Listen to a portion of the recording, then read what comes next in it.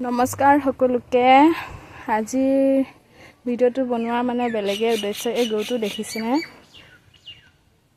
অৱস্থা কি হ'ল 15 দিনৰ মান আগতে কুকুৰে মানে আহি মুখত দেখিছেনে কামুৰিলে আৰু লগালগ বেজি দিয়াও হ'ল হয়তো বিষাক্তবিলাক যাব পাৰে কিন্তু এতিয়া মানে কালিৰ পৰা পৰহিৰ পৰা কি হৈছে একো খোৱা নাই পেট দেখিছেনে বাৰু আৰু কালি বেজিও দিয়া হৈছে নেজানো কোৰ কুকুৰ মানুহৰ ঘৰত পোহে কিন্তু ভালকে ৰখাবলৈ নোৱাৰে তাৰ ফলতে আৰু ৰাতি 11 মান বাজিছিল আমি ভালকে মানে শুবলৈ গৈছিল লক্ষ্যও কৰা নহল তেনেকে আৰু এয়া জেউৰা ইফাল দিয়ে সোমাই পেলাই ভৰিত কষ্ট পাইছে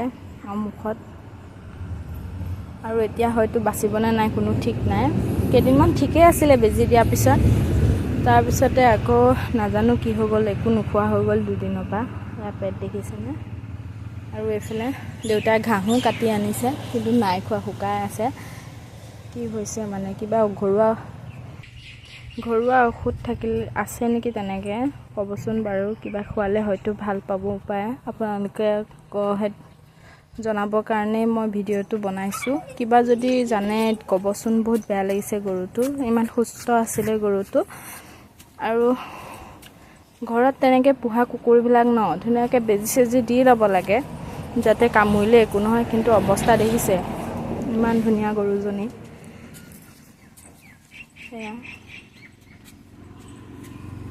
বহুত বেয়া লাগি গৈছে মানে কিবা যদি ঔষধ পাতি জানে কবচোন দেই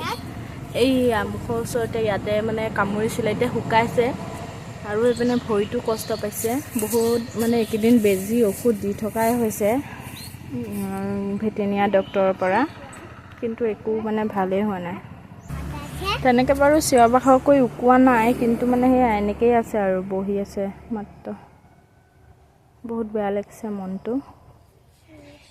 দেখিছে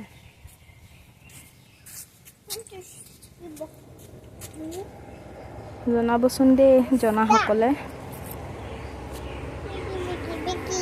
ইমান ধুনীয়া আছিলে গৰুটো সুস্থ আছিলে আৰু দুদিনতে এনেকা হৈ গ'লে কেনেকুৱা লাগিব উঠিবই নোৱাৰে মানে কমজুৰি হৈ গ'ল একেবাৰে